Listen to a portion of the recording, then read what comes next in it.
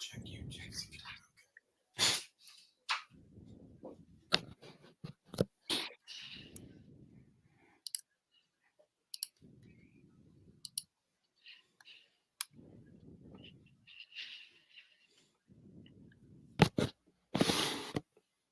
primary ignition.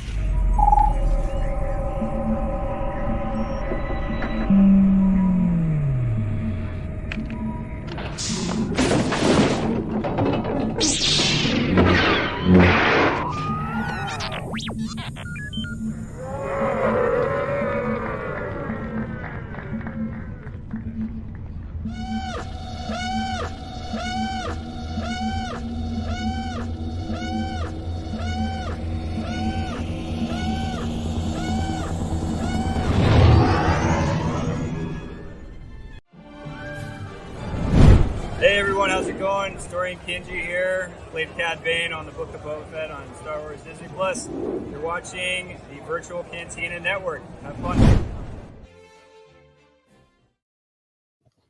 Thank you, Dorian. I think that's the first time I've seen his intro. Is that new? Brand new, this first time today. How exciting! We get to debut him. He is tall, and very nice, by the way. I think that's from Rhode Island Comic Con. So shout out to everyone. Come meet us at Rhode Island. Hi everyone. Happy Monday. Welcome to Star Wars Rebels Revisited. You may notice that Ashley is out tonight, and we have a very special guest filling in tonight. Welcome, Mike, to the show. Thanks, Mark. Hi, everybody. I'm Mike. Good to be here. And for everyone on the VCN who follows our content, all the content, you'll recognize Mike as being on two shows right now.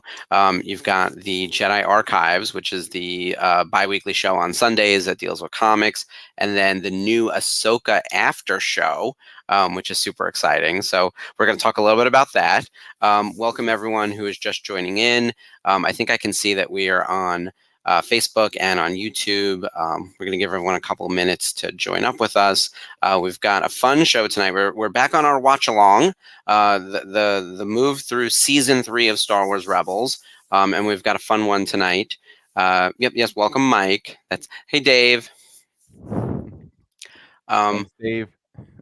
We've got our watch along of the episode. We've got Ahsoka to talk about. We're a day away from the next episode of Ahsoka, which is always fun because we've now had like a week to think about everything that has happened. And it's been, I mean, that was a banger of an episode. Ahsoka was it chapter 5.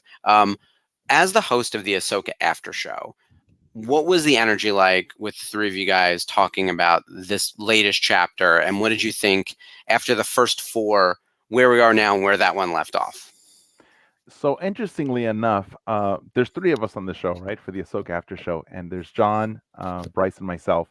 And we were not all in agreement on this part 5. Mhm. So Look, I love a fight. Tell us everything. Yeah. So let me just say that if you watch the episode, of course, we all enjoyed it, but only one of us thought it was the best. 2 of us did not. And Okay. and we give our reasons why. So it's pretty interesting. Personally, I think part 4 was better for the reasons that we describe in the show, but we loved episode part 5. We think the Ahsoka show is building up nicely, and we can't wait for the continuing growth of the program and the showing leading up to the movie. So we're really excited about the new Filoni movie. Yeah, you can see the road that is being paved. And we're already in, I guess, the 5th contributor to that, right? We've got 3 seasons of Mando, the Book of Boba Fett, the Ahsoka Right. show, and whatever other storylines they're going to be weaving into whatever other, remember Rangers of the Old Republic? Mhm. Things like that, that will find their way into this Thrawn movie, which, I want to place the bet now. They're going to call it Heir to the Empire, right? Oh, they have to. They have to. Yeah. I can't imagine they wouldn't. That would be they're just throwing away money if they didn't. Right. So my thoughts on chapter 5, and I know Ashley loved it, and she had a really great time with it. I also loved chapter 4, so I'm going to build on that real quick. Like, I love when you hit the nadir point of the hero's journey. You can see it where it's like the heroes are at their lowest point and they have to regroup Right. and figure out like what to do next, because they're going to rise back up and they're going to win in the end. This is an Empire course. Strikes Back, although it could be because we're we're part of that larger wall that is being built. But it seems like with chapter 4, Ahsoka at the lowest point. Sabine has been seemingly kidnapped. Did she go willingly? Did she make a calculated decision to stay alive and maybe hope to get Ezra? And either way, it wasn't great. And then Ahsoka looks like she might be dead. We knew she's not dead for production reasons. She's the star of the show. But like, Filoni's also not going to kill her, and there's more story to be told. But I love the way chapter 4 ended, and then what we got in chapter 5. Some of the stuff we had predicted, I think, on our Ahsoka Eve show, flashbacks to the Clone Wars, Hayden Christensen coming back, World Between Worlds. We were fed well, is how it felt. Right. And the thing about part 4 that we really liked, that I really liked, is that there were lots of surprises, and so there were interesting little nibbles of OG Star Wars. So it felt so much like the original trilogy for me. And that's what I really liked about it, because there were surprises. And part 5 was a little more predictable. So I just felt that it was, I expected all those things and they were great, but they felt a lot more fan servicey than in part 4. So yeah. I had a couple of conversations about fan service with people, right? And I think, believe me, there was some fan service in there. Clone Wars. So my predictions are on point. I'm 1 for 100. Let me tell you. Usually, if I bet on something, take the opposite bet. That's the best bet you can make. If I think it's going to happen, odds are the opposite is coming true. Quirky Crees in live action. Here we go. But in all seriousness, I thought the fan action stuff, the fan service stuff that we got was a little predictable, right? I thought we all thought we were going to get Clone Wars flashbacks. I'm glad they showed us Siege of Mandalore. I'd love to see a little bit more of that. I knew we were going to see the World Between Worlds. The way they did it, I thought was well done, though, and it didn't feel like super cheesy. It could easily veer into that territory. Believe me, and I talk about this all the time. There was a Reddit post that came out mere weeks before the show was going to go live, and they basically said that Ahsoka was going to use the World Between Worlds to hop between alternate what if experiences throughout Star Wars and see like the greatest hits of Star Wars and what could have been. And I was like, what in the fanfic nonsense? Like, what high schooler wrote this, right? Middle schooler. Yes. And believe me, there's definitely people who would tune in and eat that up. And then it's kind of like fast food. You love the McDonald's French fry, and then you feel bad afterwards, and it doesn't do you good in the long run, right? So it sounds great in theory, but you can't do that. I'm glad we got what we got. Yeah, me too. And then one of the things that like Bryce mentioned, that he felt it was more like an Avengers type movie where we're getting Avengers assembled, right? So like you mentioned, the other properties are building up to this Filoni movie. So they're all gonna, we've got our Captain America, we've got our Thor, we've got our She-Hulk, and they're all gonna be assembled together ultimately in the film. So we're building up to that. We're looking forward to it. They're all going to be drafted as they were. So I know you were on the draft last week. So last Wednesday, our newest show on the network, The Nerf Herders, had their second show on the network. And I'm no football guy. I always joke that I don't do the sports ball. I'm like a nerd. I'm a geek nerd. But they did a Star Wars fantasy draft. Spencer was on there with them. John, your co-host from Ahsoka. Yep. The Ahsoka after show. He was one of the people. And then the two guys, our two Nerf Herders, led I guess it was a 9-person crew that we needed to pull from and create like your perfect ships. Yeah, you had to pick your ship, pick your droid, and then pick your 7 crew members. And I gotta say, across the board, there wasn't a ton of conflict of like people fighting for. There's so many characters in Star Wars, you could kind of build your ship based on what you needed, but there were a lot of interesting choices. I was building mine on the side as I was going, and I was like, I really just rebuilt the Ghost accidentally. I was like, well, I need a pilot, that's Hera. I need a Mandalorian, that's Sabine. I need a Jedi, we're gonna go with Kanan and Ezra. I was like, oh, and we got the Ghost, and I picked the Ghost as my ship. So I didn't do anything. Chopper, of course, right? Chopper was my droid. So yeah, I didn't do anything interesting. And then after that, I was like, what if I did an all-female crew? What if I did an all dark side crew? Like that could be like a fun way to slice that. But you're right that we're getting Star Wars Avengers. Mando, Fennec, Bo-Katan, live action Sabine, Ahsoka, Hera. We'll say Mon Mothma because we need a politician, right? Grogu, Boba Fett, Grogu. Yeah, like that's your team. I'm just waiting for the circle shot now as everyone looks around. So, who's the big bad though? Beyond is it Thrawn? Well, but the thing about Thrawn is he's not really a villain. So you've got to remember that Thrawn is not a villain. He was working for the Empire, but he's not really one that would like. He's not a traditional villain, so he values life and he doesn't like to kill people just nilly willy. So he was just doing this to prevent further harm that was coming in from outside the galaxy. Right. If you remember back in the EU. So I don't know. I'm hoping that there's something different that happens in the new movie, and maybe Ahsoka, who's now a way seeker because she's Ahsoka the White. So if you're up with the High Republic, you understand about the way seekers. She might team up with Thrawn because maybe he's not a villain. Maybe he and Ezra are figuring something out together. Like, let's jointly work against this common enemy. Yeah, So this we'll see. larger looming threat from the outer reaches of the galaxy that we've never heard of. Which was in the EU was the Yuuzhan Vong, but it could be the Grisk. So I've heard a few different ones, and forgive me because I'm not as up on the EU or even the new literature, right? So I've heard of I'm going to say it wrong. Yuuzhan Vong. Yuuzhan Vong. There's the Chiss themselves, the Chiss Ascendancy, which is Thrawn's people, right? There's the Nihil. The Nihil? Yeah. The Nihil are the High Republic villains or enemy. Could they still be around? Because they're from the outer reaches as well, right? Possibly, but not outside the galaxy. So Okay. I think the one villain that's new that was introduced instead of the Yuuzhan Vong, like in the new canon Thrawn, were the Grisk. The Grisk. Okay. So that it might be where the money's at, right? As the common villain. That right. Then it's Thrawn, and I keep saying I want Ray Sloan. Ray Sloan to pop in, like Thrawn, Ray Sloan, and then whoever else on the good guy side need to team up against this other threat. And maybe that's how we eliminate Thrawn, because he's not in 789. I remember seeing him in 789. Where'd he go? Where did Thrawn go? We're gonna find him and he's just gonna disappear again. Now, if we get Ray Sloan, I want to get Sinjir. So, because I love my boy Sinjir. See, I'm this is where I need you to fill in my gaps in expertise. So he's from Mike is our resident like literature nerd. Gotcha. Oh, I love reading. Yeah. So Aftermath Trilogy has Sinjir, and Sinjir is he's like a gay Han Solo. So he's awesome. Yeah. Oh, right. We talked about him on our LGBTQ special. So I should know more about him as like one of the gay hosts. And there's so few, as we joke about it all the time, the pig and the chicken. There's very little LGBTQ representation in Star Wars. We've got the pig and the chicken from Resistance. That's pretty much it. I should keep up with him and at least read the books. But yeah, and Spencer Geode is still alive, so he might be the villain. Working with Corky Kryze to take back Mandalore.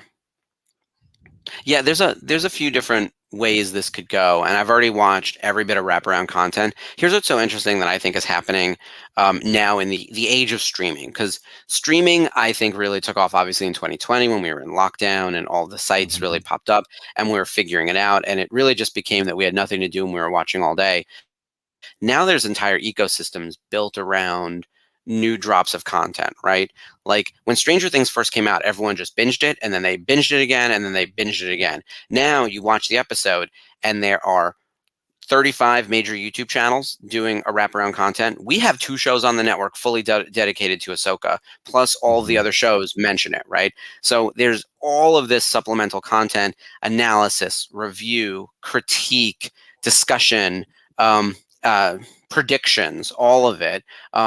Beyond the show. The 22 episodes and the 22 minutes in the episode of a show gets days and days worth of content created around it. I mean, we're part of it. We're part of that ecosystem, which is pretty cool. But I'm noticing I'm watching all of the wraparound content and I'm not rewatching as frequently. Like I only watched this episode once, which is rare. I usually watch everything at least twice, and I'm finding that instead I'm tuning into New Rockstars, watching Screen Crush, watching Star Wars Explained, watching our own shows, and doing that. Is that how are you experiencing it? Are you doing every episode more than once? Yes, but not so much after. So that's the funny thing. So I watch it the first time, like Ahsoka. I'm watching it as soon as it drops, right? Because I'm right there at the television set. As soon as it drops, I watch it, and then I'm jotting down all my notes, getting ready for our show, because we record our show the next day. So we watch it Tuesday, record our show Wednesdays, and then we drop it on Fridays. But when I watch the show the first time, I want my first initial reaction to everything, right? So as I'm watching it, I'm watching it, putting down notes in sequence, and then I watch it again to catch things that I might have missed, Yeah, and I fill in. So I watch it twice before I do the show recording. that makes sense. I used to make sure and everyone can tell you on here, Ashley and I would come prepared with like, like the professor who was new with the syllabus and the stack and the notes for everything, all things Rebels Revisited. Now that we're in year 2, we're a little more loose.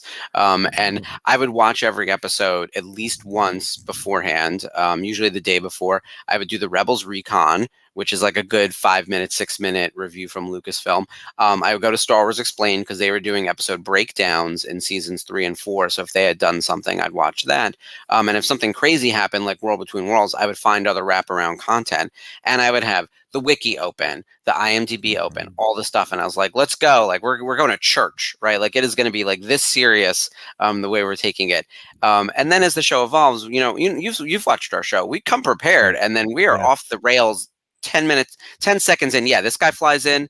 We get Stinky on screen, just interrupting. You don't know what's going to happen. So we make good plans, but then we're pretty casual, I think, in the way we fly. Right, we fly casual. Right. Yeah, I love it. It's interesting. And actually, your notes are the reason why I started taking notes, because I used to not take any notes, and I'm like Mark is prepared. He's got lists. He knows. Oh shoot, let me get on the ball here. But now what we do is I watch it once, watch it the second time, prepare my notes, and then I don't look at anything else to not be tainted. And I don't talk to my co-host because we each do kind of the same thing. Smart. Because we want to see how are we all different the day that we talk about it.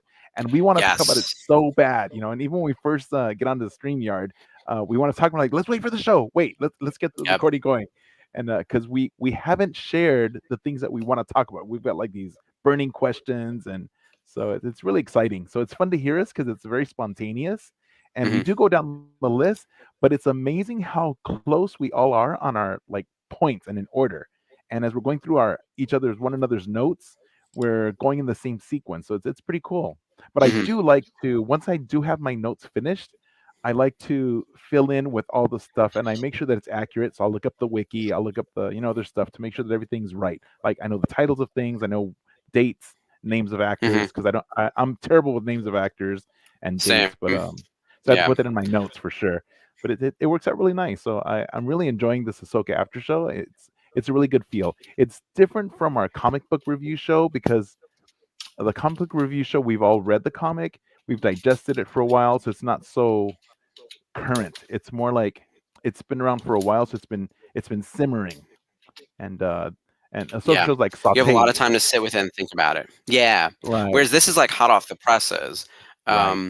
With the Ahsoka show. Yeah. I appreciate that for sure. I love Dave. That's Dave saying we BS like the rest of us. So yeah, and yes, tune in. So by the way, we have numerous ways to help you with Ahsoka. So Tuesdays, we've got the happy hour. So join, and then immediately after Ahsoka, if you want it truly hot off the presses, this is what we call therapy hour. So tomorrow, 9:45 Eastern, jump on the Zoom and come chat with us. And then the actual after show, the watch along will be Thursday, and then Dave, John, and Mike have their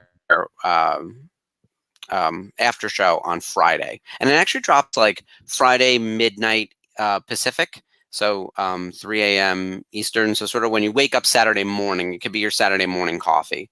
Is how I've done it for the past couple when weeks. You wake up Friday morning. Friday morning? Thursday, yeah. Oh, see, I've been doing it on Saturday. That's okay. It's all good. Yeah. It's all good. Yeah. So Dave is mentioning that they just sort of riff on the Thursday night watch along.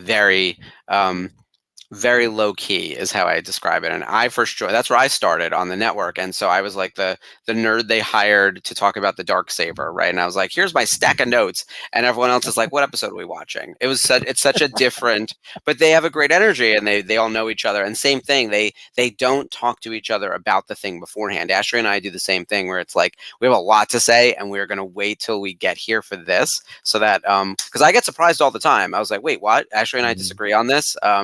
And it works better that way for sure. And I think everyone in our chat too likes to see it feel a little more spontaneous. Like, yes, we've watched the episodes, and yes, we've coordinated on a topic, but we don't have a script. We have notes because like I want to make sure I plug this stuff. And to your point, I don't remember anyone's names. I'm just like terrible at names constantly, especially character names. I'll remember actors before characters, but if you ask me to name the droid that's in this episode that's not AP5, I can't tell you. And they say it 15 times. So, and I just watched it. Yeah. Yeah. Same. So Spencer, tonight's episode, which we are going to start in probably 5 minutes because these run for like 22 minutes. It's called Warhead, and it's a season 3 episode. And aside from the fact that it is chronologically in the order in which we've been going down season 3, and we do a lot of hopping around. We don't go like just straight through the run through of all things Rebels. We've been watching episodes related to the content that's on air. Like the entire summer Snips was all about Ahsoka. We're now making our way through the rest of season 3. This one happens to work out that it's a great Thrawn episode. So my hope is that we see Thrawn tomorrow after getting a good Thrawn episode tonight. Because we see his plan in action to find the rebels. To remind everyone where we are, this episode airs like basically right after the Rogue One centric events of season 3, where we see Saw Gerrera, and it's before the Mandalore stuff really kicks into high gear with the Darksaber. So they're on Chopper Base with the base with all the big spiders, and everyone's sort of holed up there. Thrawn is trying to find where the rebels are hiding, so it's very Hoth in that regard, right? Like the rebels are on the run, they're hiding, they're on Chopper Base. A droid is dropped down to all these different planets, and it ends up finding its way to the rebel base. But if it reports back to its ship, the rebels are going to be found out. So that is sort of the major sort of plot line of the episode. And so it's up to Zeb and AP5 and Chopper to prevent that from happening. And let me tell you, what a trio the 3 of those make. Yeah, they are. Now I think is it Adelon, the planet they're on? I just call it Chopper Base, but that's probably the planet. Yes. I I think it's the planet of Adelon. Yeah. With the spiders, right? Yeah. Yes, the big spiders, which show up in the Mando episode. Horrifying. Right. Yeah. This is also a great Kallus episode. I know that he is one of your favorites, Oh my Mike. gosh. My man Kallus. Yes. I love Kallus. So is that a Jax Pacific figure? That's got to be from Rebels season 1, right? This is not. Yeah, it is season 1, but it's not Jax Pacific. It's like a 12-inch figure. Mhm. So to go with I my thought 12 inch Zeb. Yep. I thought they had the license because Hasbro obviously does like the 6-inch, the 4-inch, like the sort of standard. And I thought a they got the Hasbro. license for it. Is Hasbro. Okay. Yeah, it's Hasbro. Yep. So yeah, they Hot Kallus. We are a part of the Hot Kallus fan club. We would love to see him in live action. Mike and I are actually going to do the auditions. And we're just going to like create the list of hot guys we want to wear the mutton chops. So Yes. that's the plan. Do you have someone fan casted in your mind for Hot Kallus? You know what? Ryan Gosling. He's not British. He's not I don't British. care. He's got to be Do a British. fake accent. Yeah, it's got to be British. That I can't. He's also a little bit on the. Actually, if he would need to be about that age. Ryan Gosling's probably the right age.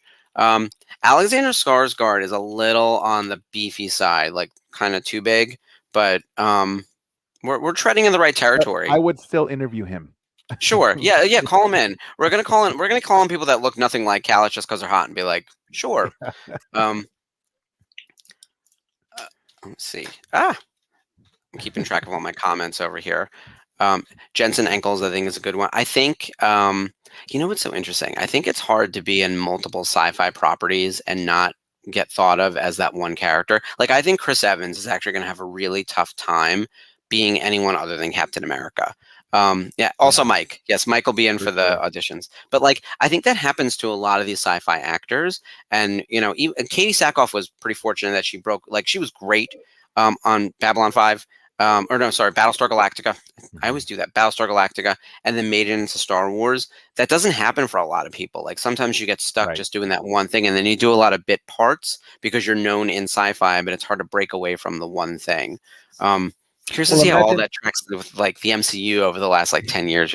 Yeah, but imagine like trying to see let's say Han Solo. Well, he did it with he's got Indiana Jones, right? Mm-hmm. But every time you see him, all you see is you see Harrison Ford. You don't see the character, so it's hard. Yeah, he's so recognizable. What do you think, Jude Law? Oh, he'd be good. Yeah, I'm in Yeah, the he'd be good. Jude Law camp. That's the kind of. All right, Jude Law for Hot Callus. Yes. Also in this episode, and I think some scene stealing moments. Steven Stanton as AP5, who he's, by the way, Steven Stanton is amazing. I've met him multiple times. I've hung out with him. Like, he signed autographs for us at Tops all the time. I talk about like what a great guy he is in person. If he ever does a convention again, which he's not done one in ages, you have to go out and meet him and have him sign of one of his like 50 characters that he's voiced across Star Wars. Most notable is probably Tarkin from Rebels. He did Obi-Wan Kenobi in the episode Twin Sons, which comes up a little bit later in season 3. He's all over the Clone Wars. He plays Tarkin in the Clone Wars too. But he's great as AP5, and he's sort of doing an Alan Rickman impersonation. Like, that's kind of the cadence he's going with, and he's just this like snobby, just like just looks down on everyone. And when this new droid pops up, the way he immediately treats him like an employee is awesome. I wish I had that kind of swagger, basically. So funny. Yes, he's yeah. hilarious. And that new droid, It's I good love stuff. that. I love that new droid homage to the original drawings, the Ralph Mhm. McQuarrie drawings of C3PO. So it was really cool to see that. And a lot Yeah, of those that's callbacks. exactly what it looks like. Only like a Yeah. horror version. Sherry brings up a good point. Jude Law's in Skeleton Crew. That's probably how he infiltrated my brain. I've been hearing his name, and I keep saying, one, I don't know a thing about Skeleton Crew, and because we don't, that show's not coming out in 2023. There's no way. There's no way we're getting Skeleton Crew in 2023 with the strike and everything else happening. I also don't know what to think about Skeleton Crew. Now that we just fan casted him as Agent Callus, is he Agent Callus leading these kids? Could it be? Is he doing espionage? Is this what this is all about? Fingers I crossed. know. Who knows? And then we already have live action Zeb, so half the couple is there.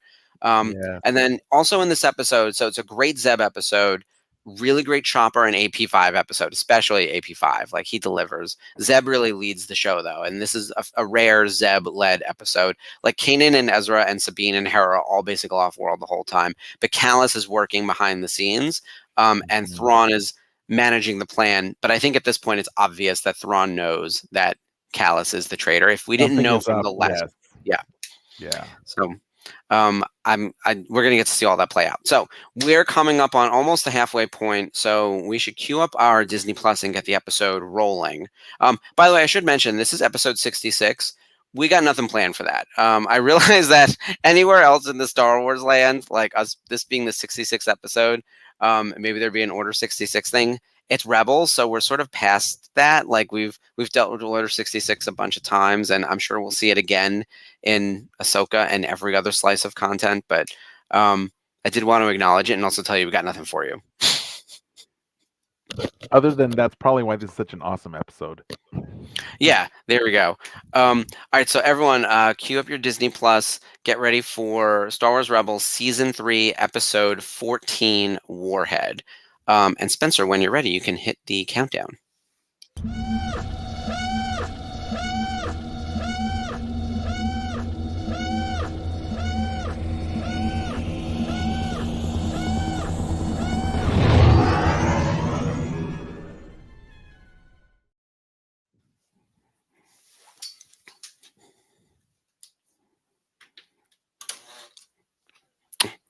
This thing.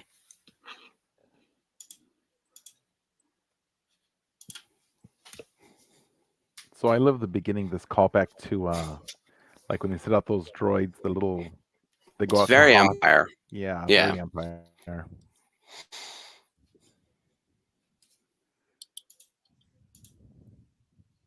Of course, the spiders. Yeah. It's a little bit like, I don't want to say alien, because I feel like everything is alien, but there's definitely a horror component to this episode. And it feels a little bit like all creepy sci-fi where there's like a droid or alien or some kind of thing on the loose, and it's going to get you, and the horror's building. And I feel that the scariness of it, the horror of it, is even worse after having seen The Mandalorian. Because I didn't think the spiders were as scary the first time I saw this, but after seeing The Mandalorian and how those were just like, they were scary, those spiders. So I seeing don't them like here little now, it gives me spiders. that feel. Oh yeah. Ooh, look at this. Yeah, he's oof. I don't like little spiders. If there was a spider that was larger than a person, I would leave the planet. Like, there's no way we're staying. I don't care what's going on. Nice name drop too for Hobby and Wedge, who, as a reminder, Sabine Wren recruited into the rebellion by extracting them from the Imperial Academy. She helped them escape. That was cool. I like that a lot, and especially that Wedge plays a big role in Aftermath trilogy too. So. Oh, that's right. See, I read those when they first came out, and I read Bloodline, which was the Leia novel, right? I love Bloodline, and yes. Bloodline's great, and then there's another Aftermath. So the Aftermath trilogy, I read it when it came out too, and wasn't really into it. It wasn't until I reread it that I enjoyed it and loved it. See, I like the first Aftermath. The thing is, like, I'm not a great reader. Like, and by that, it doesn't mean that I can't read. I mean that, like, I will literally, like, my brain will go elsewhere, and then you're seeing the words, and then I have to reread the page. I just have a little bit of just distracted, too many things. And this is when I was a new licensee too, so I was really motivated. And even then, I couldn't, like, stick with it and do it. So I would just watch a YouTube video summarizing, and then I would read the wiki page. And if I ever needed to reference it, I would know what was going on. But we weren't really making product around literature anyway, or comics, even though they fit into the continuity. By the way, I was telling my husband today, I was like, I forget what he said. And I was like, oh yeah, Vader has like Dorme, who is it Dorme, who's in the comics with him as, Padme's body double. I was like, Padme, oh yeah. So I was like, oh yeah, she's like working with him as a villain sidekick to Vader. And Jason's like, what is wrong with Star Wars? It was like very that. And I was like, I know. I was like, that is traumatic. So imagine your ex-wife's like body double, just working beside you, in your quest for evil. She turned evil like that. I have not read those comics. Can you give everyone a quick summary as to like the nonsense that is that story? Because it sounds like a Mad Lib's gone awry, and I couldn't even explain it properly other than just that very baseline knowledge I shared with you right there. The only thing I do remember is that because she looks so much like Padme, it does show how it drew out a little bit of the light side in Vader. So because him recalling Padme does kind of like pull him back towards the light side. So throughout all of Anakin Vader's story, you have these glimpses of him being drawn to the light. There's always that conflict, just like with in Kylo Ren, they kept saying, "Oh, you're always pulled to the light."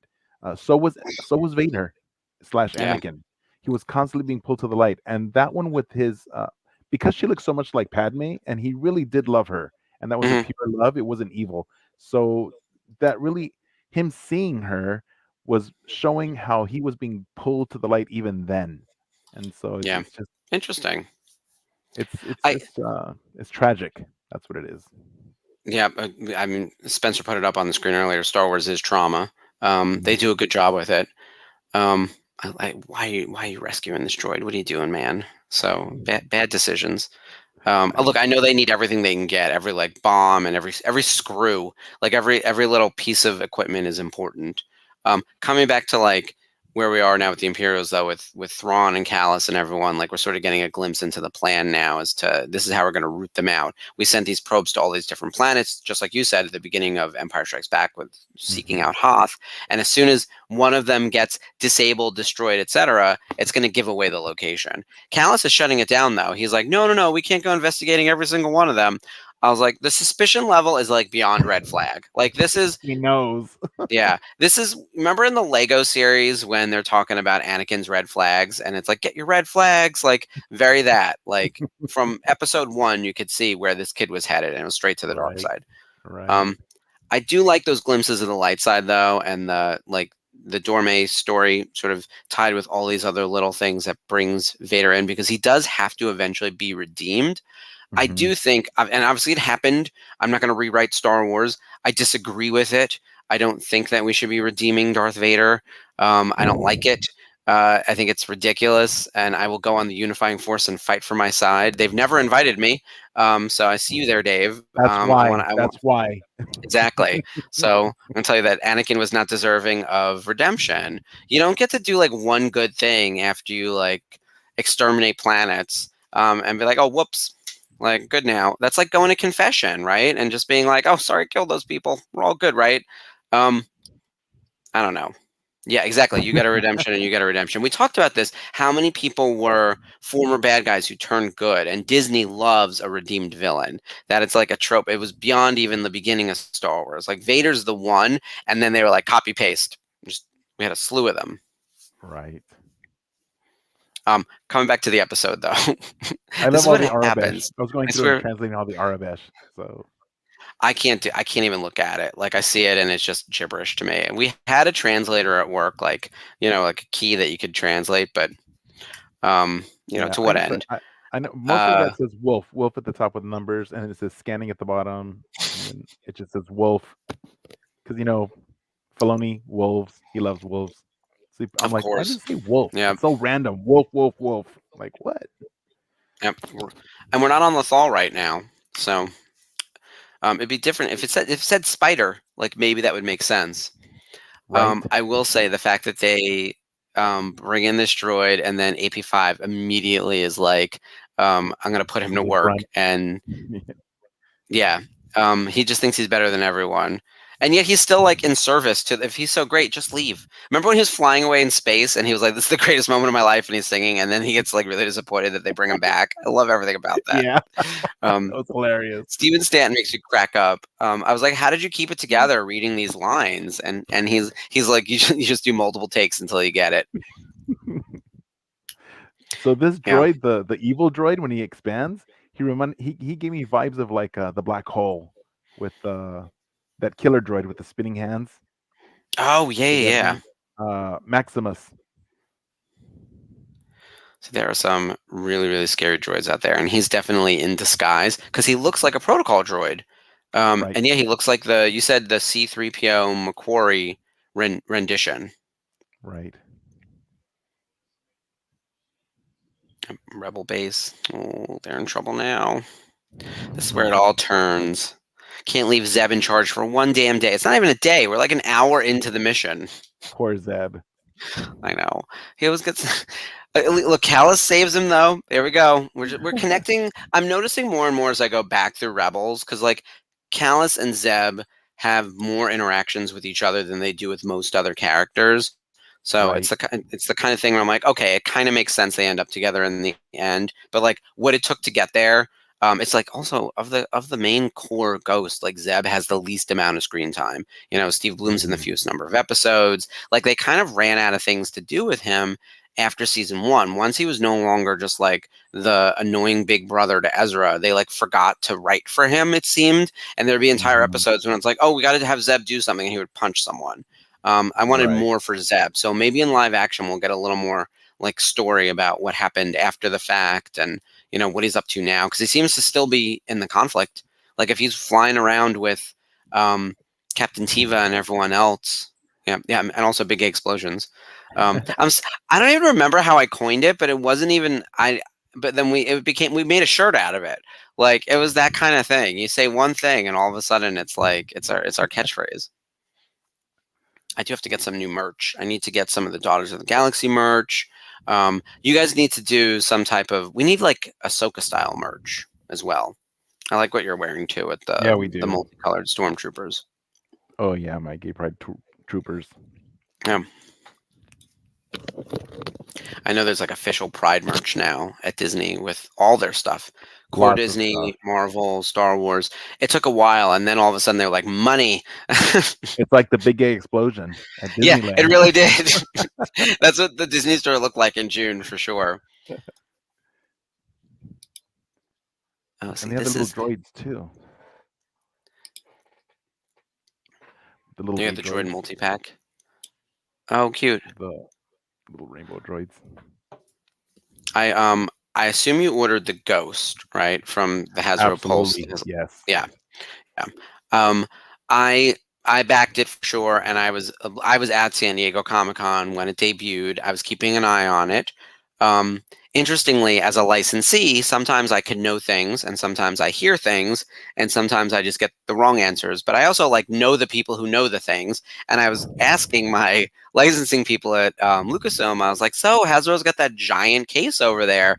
what do you think's going to be in there? And they're like, we know what it is. And I was like, how about you tell me? And they're like, how about you wait till tomorrow when it gets revealed? And I was like, absolutely not. So it was very that. And I was like, well, I heard it's the ghost. And they're like, we've heard it's a lot of different things. And I was like, it's the ghost, isn't it? And they're like, please leave. It was very Busted. I was really this was the Siege of Mandalore all over again, because the PR person at Disney knows me from saying to him in 2015 or 2016, I was like, I'd really kill to see like the end of Siege of Mandalore. Will we ever get a Siege of Mandalore Spanish special? That's all I wanted, which then became Clone Wars Season 7. And at one point, I was like, when am I getting my Siege of Mandalore? And I said it like at the San Diego Comic-Con where they dropped the trailer. And it was a very different, yeah, because it's the kind of thing where, yeah, but the ghost, I'm so in. And you know, they released the Sabine figure at Disneyland, so I bought that last time I was there. Oh, and oh, it's the very one nice. that matches it's the retro style, or what is it called? Oh, vintage, the vintage collection. Yes. Yeah. So it matches the other characters because they didn't release Sabine with the ghost. So Yeah. I think we cleared all the hurdles. So we got Zeb and everyone, and now they're putting Sabine, Hera, and Chopper on cards available for sale outside of just like coming with the ghost, or I think they're carded with the thing. I don't remember if they are actually giving us the on-card versions in the actual ghost purchase. I'd have to read my fine print again. I was just so happy it got like, yeah. it got backed. We're getting the mural carded versions with the ghost, but of Zeb, Kanan, Ezra, Hera, but no Sabine and no Chopper. They're just coming inside the ghost, but we're not getting the carded. No, Sabine's not coming with. Chopper comes with the ghost, but like I think in it, but not carded. That's weird. I was like, just do them all carded. That makes me crazy. I was like, why is it so complicated? Like, I shouldn't have to decipher this. Meanwhile, this is a full-on horror movie happening in the background over here. I know. It's lit beautifully too. Like the lighting really works. It really feels like we're in the darkness of this like abandoned kind of base. There's no one around. By the way, where the hell is everyone? How are there 7 people at the base? I realize that we're slowly moving to Yavin, but like I understand that the rest of the ghost crew is gone, but where are all the other lackeys? Like how is Zeb and Chopper? How are they the only people here? I guess, and AP5. How are they the only people here? And there are other people there because they spoke to them earlier. So we know there's other people. Yeah, where'd they all go? I mean, that's the kind of stuff that makes me crazy. I'm like, we were watching a completely different show 20 minutes ago or 15 minutes ago. So, meanwhile, we're 13 minutes in. By the way, everyone, if you don't know where we are, read the timestamp. It'll tell you where we are in the episode. Oh yeah. Counting down. Oh, that's a self-destruct. Everything's got a self-destruct. Always. Yeah, so congrats to everyone who's able to get the ghost. Lori, I saw your post. I am sad for you as well. I feel you. I hemmed and hawed about it only because of the price. And I was like, I really went, it took a second because I buy a lot of stupid stuff. And I was like, one, I need to stop buying so much stupid stuff. And then 2, where the hell am I going to put this thing? And so the conversation started with like, yes, we're going to do the ghost, but when it arrives, we're going to have to buy a new coffee table and figure out how to store the damn thing. So there's eventually going to be a new table purchase that comes with it. So this was like a 2-step. And then I looked at the notes again, and it was like, what is it, fall of 2024 when it's finally arriving. And I was like, you know what? Right. Mark in fall 2024 will buy that coffee table. I'm not worrying about that right now. I was like, I'm not worrying about where this thing goes. I'll deal with it then.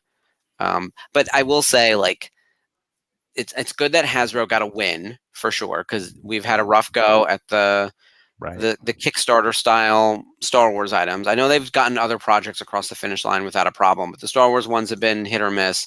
But there is a concern, and I work in this space, that a lot of consumer products are trending to high end and not very accessible for the vast majority of the population. Like, think about what we have on shelf normally, and how like you go to a Walmart, Target, etc., and the number of things on shelf is coming down, and everything's moving to e-com and moving up in price. So the $5 action figure became the $10 action figure, became the $20 action figure, became the $40 action figure, and that's where everything is right now. Like it's kind of horrifying. Like I don't know how we get back to like normal prices on all collectibles.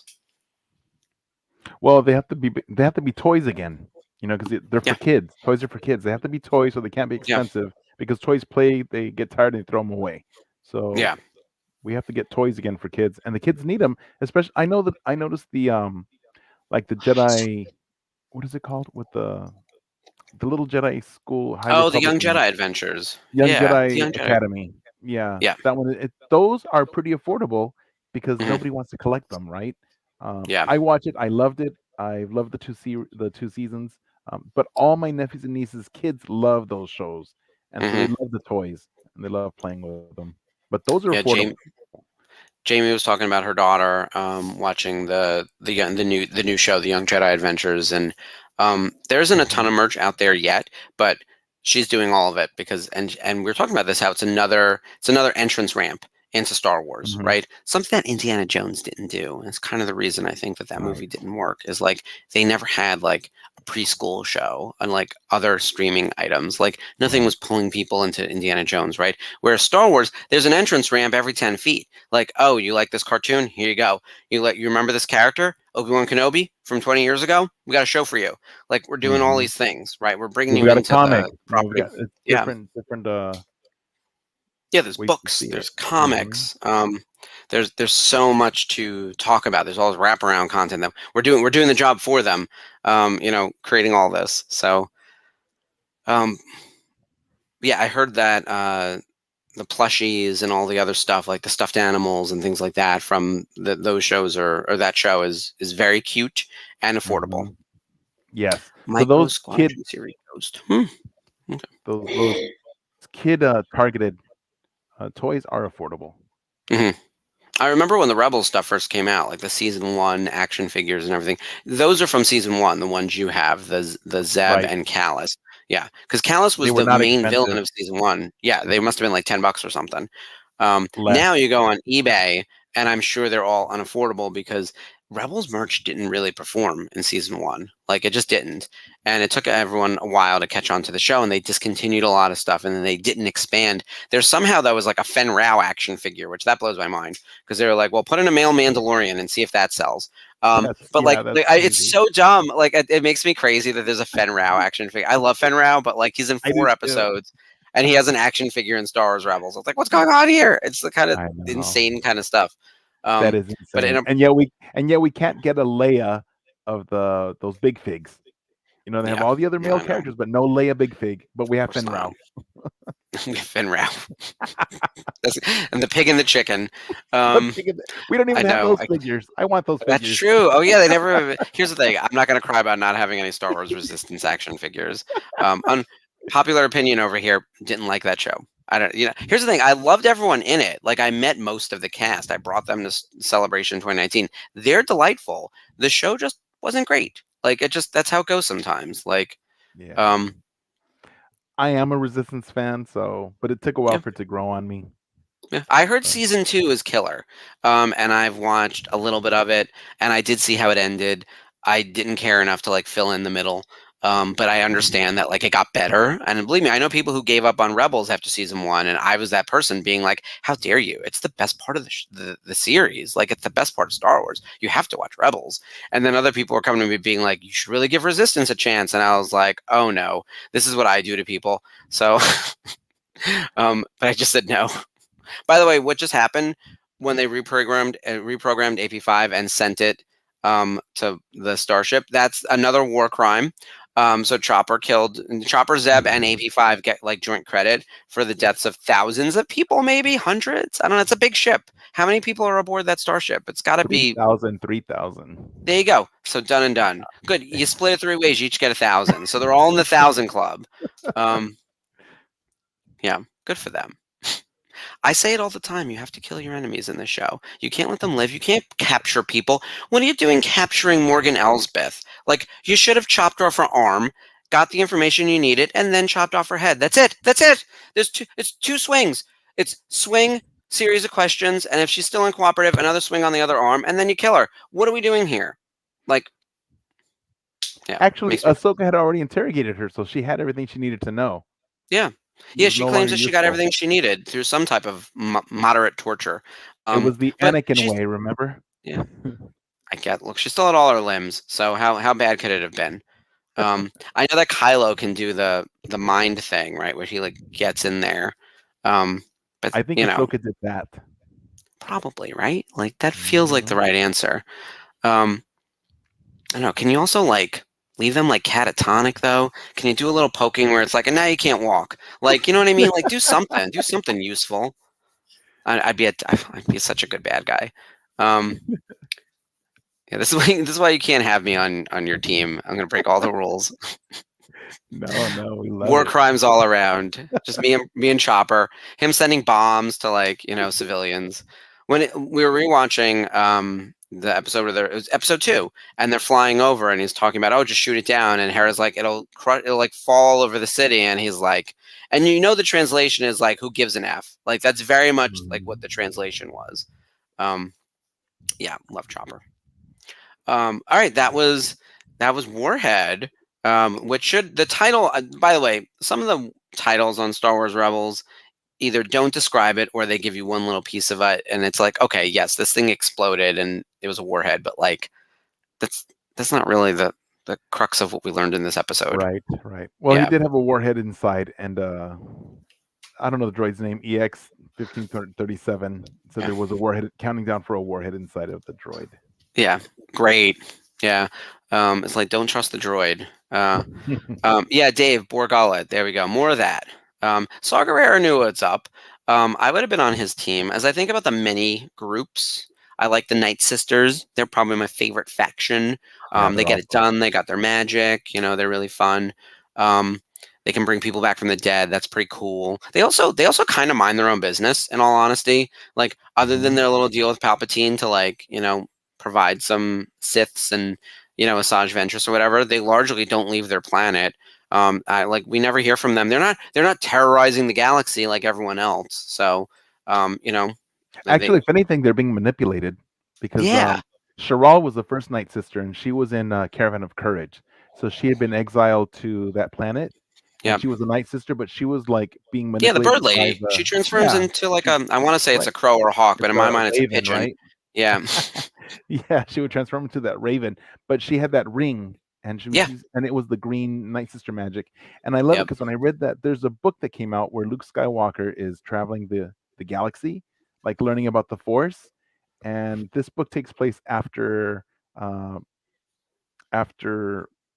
is it? Return of the I'm not sure when, but he's traveling the galaxy and he's visiting different cultures. And he's realizing that different cultures experience the Force in different ways, and they have different names for it. And so the Night Sister magic, which is spelled with an ICK, with a K, because it's not magic the way that we understand it. It's actually the Force being used in a different way. And so to see that, it's really cool because it's all these different cultures, and they just call it different things. And so Luke starts learning a lot about it and realizing that the Jedi aren't the keepers of the Force. It's shared communally to all of us. That's the thesis. That's the show, right? So can you take someone like a Jedi, like a Wayfinder style Jedi like Ahsoka, and send her out there like Anthony Bourdain going to visit all these different places and learning about the Force? I'd watch that, by the way. I would actually kill for kind of a low conflict kind of Star Wars show. And I know that sounds insane, but it's a lot of like going and exploring and learning about cultures. Like I realize that feels very docuseries and maybe not what other people would be into, but that has legs to say like, we're going to a fully different planet. They do this with the Force. They call it this. Like maybe that's not fun enough because there's no blaster shooting or whatever for like the kids or whatever, but a philosophical kind of show like that would be right up my alley.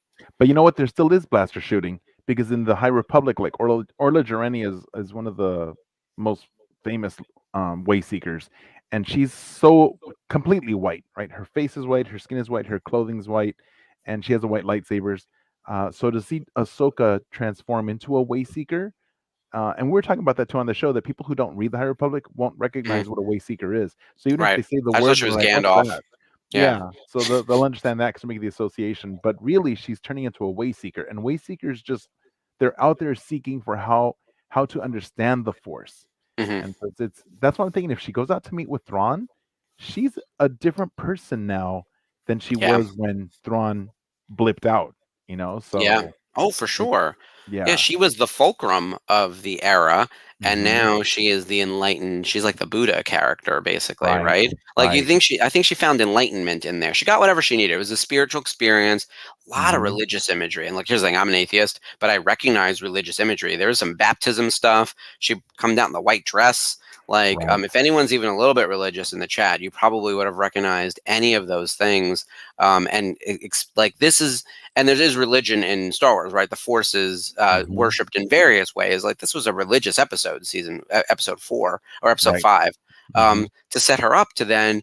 She got into a whale like Jonah, like in the Bible, right? Mhm. And now she's going to go face the big bad, the guy with the red eyes, who's Right. like in a whole different realm of existence. So if she's not going to meet the devil, I don't know what else is happening here. Like this feels Mhm. very, it feels very like biblical in that sense. That's how big this But conflict also, feels. Ahsoka fell into the waters with all her guilt, right? Mm, And then that lesson that she learned from Anakin was like to release the guilt and let it go. And so I think yeah, she came out freed, like, you know what? All of these things that I put on myself, blaming myself for all these ills, were not really my responsibility. So I think she's been freed from that. Now she can breathe and she can see things differently. And so I'm really excited. And I'm thinking that's yeah. why she's not going to fight with Thrawn, because she's not going to fight him. Something's going to happen where they're going to be on the same side. That's my Yeah, prediction. I love it. And by the way, one of the things I want to do, and I've been chatting with Spencer a little bit about this, is we did that great Ahsoka Eve group That Zoom was with fun. all the hosts, right? So Yeah, much that fun, was right? super We had like fun. 10 of Yeah. us. Great time. I loved moderating that. We have to go back. One, I have to rewatch that as we get closer to the finale and listen to everyone's big bold swings and predictions. And then we have to do a post show. I think that Wednesday. We're going to need a minute to breathe. If it happens Tuesday night, we'll have to do it the next night. Get all the hosts back together and sort of re-review what happened over the course of the season, and sort of go through some of our predictions too, and figure like what we got right, what we got wrong, what we liked Right. about it, what we didn't like about it. I think that could be a really, really great time. Especially as you guys are doing this week to week. I'm sure there are times when it's like, we're going to see Thrawn this week. We're going to see Thrawn this week. We're going to see Thrawn this week. That's Yeah. probably been going on for 4 weeks now. Well, we actually think we're not going to see Thrawn until the last episode. The very That's what we end. think. Yeah. Yeah. It's looking that way at this point. If we didn't get him by now, because I think actually in episode 5, we didn't see any of the villains, right? We Mhm. spent the entire time with Ahsoka in the world between worlds with Anakin, and then outside of that, it was Jason and Chopper listening to the water, Hera Mhm. and the rest of her crew trying to find Ahsoka physically in the water, and then we get the New Republic fleet arriving, and then the Purgle. Like that was the Right. whole episode. There were no villains. I think Now we we're need going an to get to the episode new of the location. villains, right? So I think we've had Yes. the heroes episode. We need a villains episode, which is like not really villains, because even they're called They fallen are Jedi, right? murderers. They are Well, so is murderers. Chopper. So is Chopper. So is Chopper a villain? He's a No, murderer. his are justified. We're gonna justify Chopper. But they killed all those people in the very first scene. Everybody Just because kills their people. lightsaber is Everybody kills orange, people. I'm gonna go shoot people with my orange gun. It doesn't count because it's orange. So, They wouldn't have like, killed them if they had let them go get Morgan Elsbeth. So they brought it upon but themselves. Ellsworth is a prisoner of the New Republic, so we don't negotiate with terrorists. They've got a job to do. Yeah, they were hired, that's for sure. So Yes. their morality then is 100% tied to currency. So they are, yeah. Either way, you're right that they're not evil the way Right. that like a Palpatine was, right? Right. So Palpatine is evil. yes, they are. They're all. I mean, they're certainly selfish, and they certainly could go to prison. They killed multiple people. So we're not going to forgive those crimes. That being said, they probably come from a place where they think what they're doing is for a greater good, even if we disagree Right. with what that thing is. Because even Balin explained yeah. that to Ahsoka. That, you know, it's Mhm. that you must destroy to create. Mhm. So he's not destroying to destroy. He's destroying for the better good in his mind. So he's Mhm. misguided, possibly. Yeah. I want to know what he thinks the greater good is. Like the real question is, was he after the world between worlds? Because if so, girl, you just missed it. It was right on the water. Jump in. Like you missed it by inches. Like, and now you're in Well, a I heard- completely different, I heard that only light side could go into the world between worlds, not dark side. So Sith are not able to I get don't in there. know. Like, I mean, it seemed like Palpatine had a chance of getting in because he was latching on to someone who could tap to the light side of the Force. I actually think it's more about balance. Like my suspicion, if I were gonna go on the unifying force, Dave, and talk about the world between worlds, I would argue that your way in is you need to understand a little bit of both sides of the force. Because someone like Ezra was obviously a light side user, but had fell victim to the dark side enough times where he had actually, seen it and had experienced it. You he know? actually believed in balance too, because he Yeah, was able to link together both. Maul couldn't do it, but he was able to put both yeah, yeah. With the side of the force holocron, together. Yeah, yeah, he the got the holocron holocron side. going, and he touches the mural. He gets the sister's hand to open, and he closes it with the son's Right, hand. Like right. he does a good job with that. And Ahsoka, as we know, she's very gray. People refer to her as a gray Jedi all the time, which I don't love that phrase, but I understand the reference, so I'll allow it. Like if that's how you want to describe her, have at it. Like I understand that she's a little more in the middle. Mace Windu is also someone who I would say is very balanced, right? He fights with the dark side. Sometimes his lightsaber's purple. He gives you a visual cue as to what's going on, right?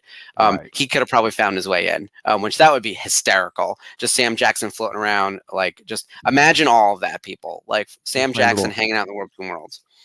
here's my little Very nice. homage to Ezra, bringing both kyber crystals together. I love it. I mean, That's very cool. holocrons. Yeah, that's awesome. I do need a holocron as a desk ornament, so I'll be setting up an Amazon wish list for everyone in the chat. In all seriousness, I need to get some more Disney parks merch. That's something I'm just lacking on over here, other than my lightsaber. But yeah, so final thoughts on tonight's episode. I loved it. I love getting a lot of Zeb, a Zeb-centric episode. Loved having Callus. I love his little smirk at the end. You know, that was a nice little sexy smirk. Just for I- us. Right. Well, it was a smirk for Zeb because Yeah, he knew he Zeb knew. was there, and Zeb knew that Callus was up there. They know about each other. They've got this connection that's been growing, and I'm like, I want more of that secret story. So I want more comics about that. I want something, a book. Comic Yeah. would be the answer, right? Fill in Yes. some of this because there's stuff missing. There's stuff behind the scenes. Obviously, like we get a little bit in like the coda at the finale of Rebels, where it's like, oh, and Zeb Right. and Callus went to Zeb's old homeworld, the secret hyperspace drive, whatever, to go meet all the Lasats. And I was like, okay, there's so much more there. Like, can we get that story? Yes, I want that too. Mhm. And we have that Um, that crossbreed of Hera and Kanan. So I want to see what a Lasat human baby looks like. I don't know if we can get into that. They're still both male, so last I Well- checked, we got to have a woman involved at some point. Maybe Um, Lasats can are different. Maybe they're hermaphrodites. Who knows? Possibly. I mean, look, he's an endangered species. If anything, like he's going to need to help, like pop out some kids, right?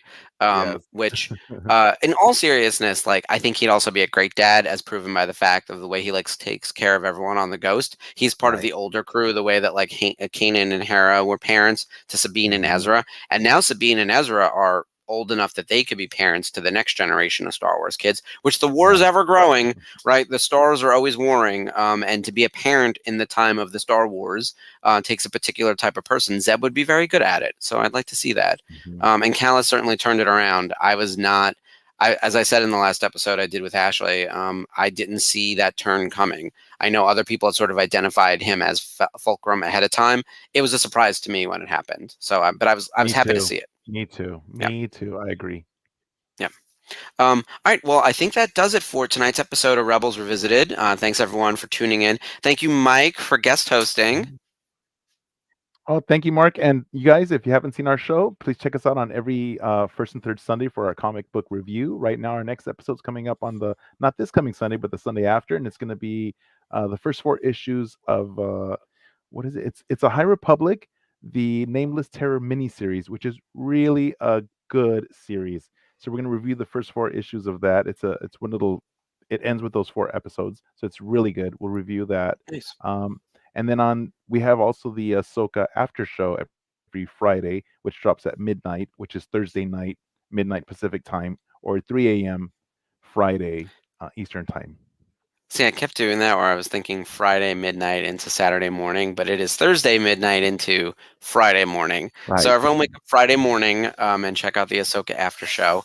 And then, yeah, like Mike said, Jedi Archives. You can see all of if you're not up to speed on the comics, which I am not.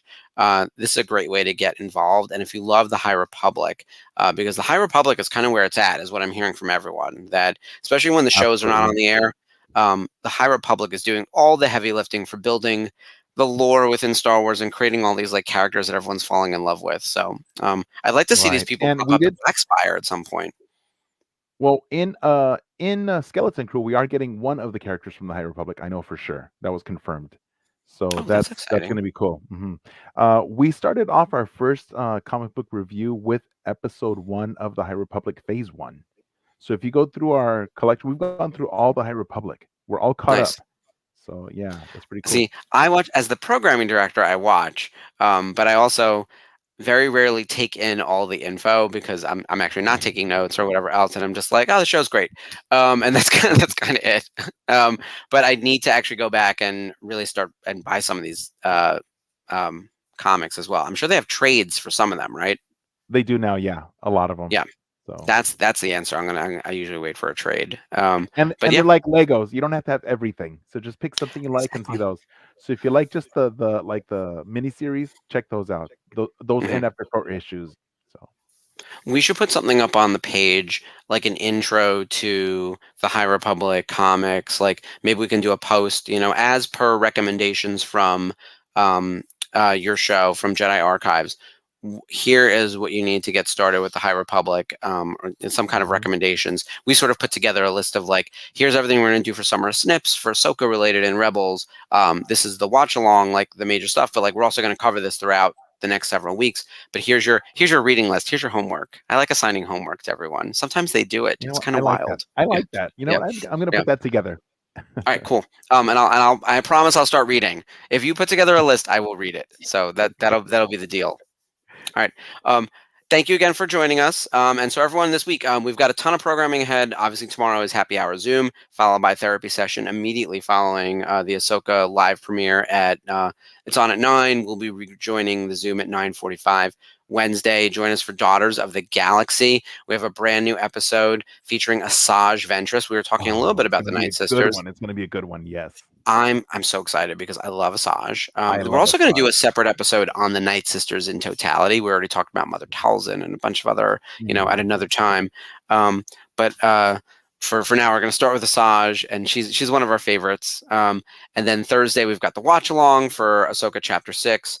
Obviously, then the Ahsoka after show for Ahsoka Chapter 6, and then the Unifying Force has a banger of an episode this weekend, from what I understand. So everyone tune in for episode 51 of the Unifying Force. It's quite the week over here on the VCN. And remember to please subscribe to our YouTube channel. Tell your friends, tell all 60,000 friends in the Facebook page to subscribe to the YouTube page. Come on over and join us over here, and follow all of our social channels. We are on all of them: YouTube, Instagram. We're still on Twitter. We'll see how long that lasts. Hive. Threads, Hive. We're on we're on TikTok. We're probably on Vine. Yeah, we're on Vine and Friendster. Find us on MySpace too. We're on all 12 of them. So yes. All right. Thank you everyone for joining tonight. Mike, do you want to do the sign off? I don't know how to do the sign off. So I'll let you do just it. May the Force be with you. Oh, so, may the Force be with you. I can do that. Bye everyone. Bye all.